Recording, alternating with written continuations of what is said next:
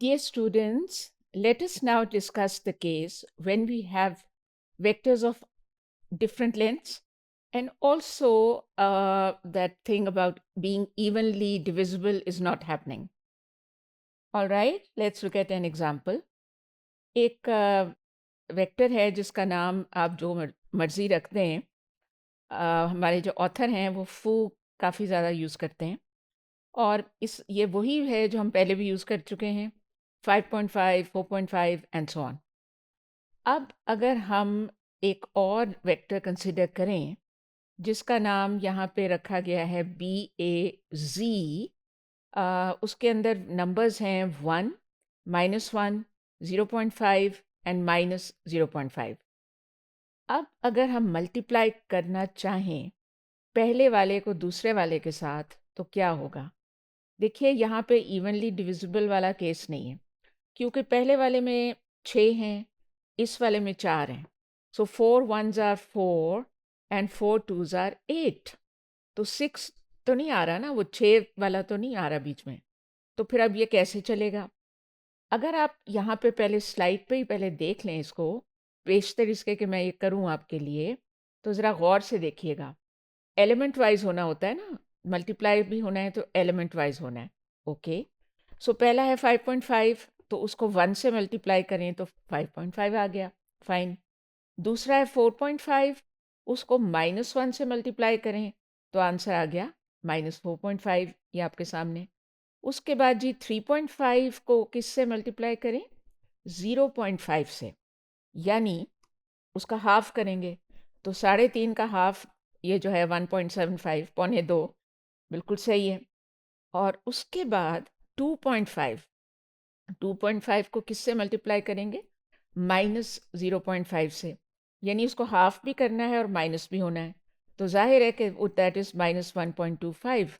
तो इसका मतलब ये हुआ कि ये जो पहले 4 एलिमेंट हैं ना जी, ये फू के पहले 4 एलिमेंट्स तो बिल्कुल ठीक हो गए। अब 5वें एलिमेंट की क्या सिचुएशन है? आपको याद है कि मैंने पिछले मॉड्यूल में आपको बताया था कि बेसिकली आर क्या करता है? रेप्लिकेट करेगा वो।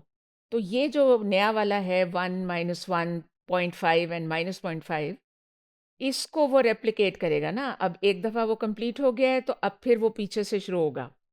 तो वो 1 है पहला वाला। तो अब देखें, यहाँ जो 5वां है 1.5, वो अब उसके पहले वाले से ही मल्टीप्लाई होगा ना, क्योंकि वहाँ तो 4 के आगे कोई है ही नहीं। वो पीछे चला जाता है, जैसे कहते हैं एक साइकिल की तरह। तो अब ये 1.5 अगर 1 से मल्टीप्लाई होना है तो आंसर क्या आना चाहिए? ऑब्वियसली इट शुड बी 1.5, और ये देखें आपके सामने है। और उसके बाद 0.5 जो आखिरी एलिमेंट है हमारे फू वेक्टर का, उसको किससे मल्टीप्लाई होना चाहिए? इधर 1 के बाद -1 था ना, तो -1 से जब मल्टीप्लाई करेंगे तो क्या आंसर आएगा? -0.5। तो देखा आपने कि everything is fine. Well, it is fine. एक वार्निंग मैसेज आप नोट करें। अभी मैं खुद भी एग्जीक्यूट करूँगी, आपके सामने आ जाएगा। ये वार्निंग आपको आर जनरेट करके ये वार्निंग दिखाता है। क्या वार्निंग है? कि इन दिस प्रोडक्ट फू एस्टेरिक पास, जैसे भी आप प्रोनाउंस करना चाहते हैं इसको, longer object length is not a multiple of the shorter object length. मतलब कि उसने कर दिया है वो जो कर सकता था वो आपके लिए, लेकिन साथ ये वार्निंग बता दी उन्होंने। अच्छा, इसमें आप ये देखें कि आगे इसके अंदर भी आपकी बुक में एक बहुत अच्छा सा डायग्राम दिया हुआ है। अब इसमें देखिए, the plot on the right side of figure 2.2 illustrates this example.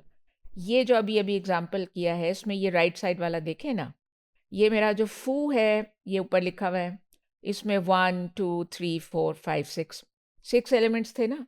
तो अब ये जो मेरा बी ए जी जो है, इसमें तो 4 है ना, तो ये 4 पूरे हो गए एक दफ़ा में, यानी एक दफ़ा तो वो चारों कवर हुए। और उसके बाद ये देखें, यहाँ पे 1 2 तो हुआ, लेकिन उसका 3 और 4 यूटिलाइज नहीं हो सका, क्योंकि वो वाला जो बड़ा वाला था लंबा वाला, वो इसका प्रॉपर मल्टीपल नहीं था ना। तो वो आधा हमारा जो नया वाला है बी ए ज़ी, वो आधा यूटिलाइज हुआ है। और इसीलिए ये डायग्राम में इसके ऊपर ये जो रेड है ये मैंने किया आपके लिए, तो इसको मैंने यहाँ ओपन छोड़ दिया, यानी जैसे वो इंडिकेट करने के लिए कि वो कंप्लीट नहीं हुआ। सो ये अब मैं आपको डेमॉन्स्ट्रेट भी कर देती हूँ ताकि आपको नज़र आ जाए वो क्या कहते हैं इसको, वार्निंग। हम कोई और ले लेते हैं, we don't have to write exactly that. So X कर लें और उसके बाद जी ये एरो डाल दिया मैंने, और अब मैं सी लिख लेती हूँ। और कोई भी अपना हम लिख सकते हैं, फॉर एग्ज़ाम्पल 11, 7, 6, 3। अब वो 6 थे उसके अंदर, यहाँ पे अभी 4 मैंने टाइप किए, चलो मैं एक और कर देती हूँ, फॉर एग्ज़ाम्पल 8, यानी कि 5 हैं। हमारा ये जो लंबा वाला है इसके अंदर 5 हैं। अब मैंने एंटर किया, no problem, everything is fine. अब एक और जो छोटा वाला बनाने लगी हूँ, उसका नाम वाई रख देती हूँ, और उसमें ये एरो मैंने डाल दिया और सी लिखा।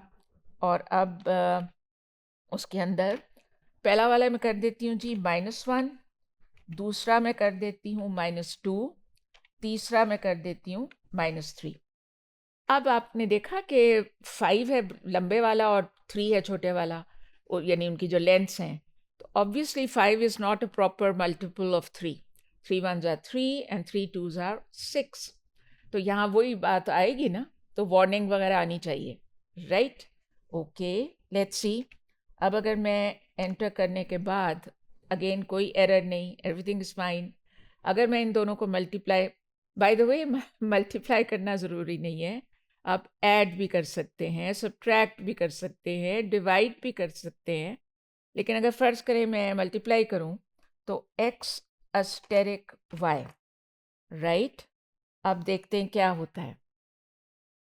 ये ले जी, आंसर भी आ गया और साथ ही वो वार्निंग मैसेज आ गया कि इन x asterisk y the longer object length is not a multiple of the shorter object length.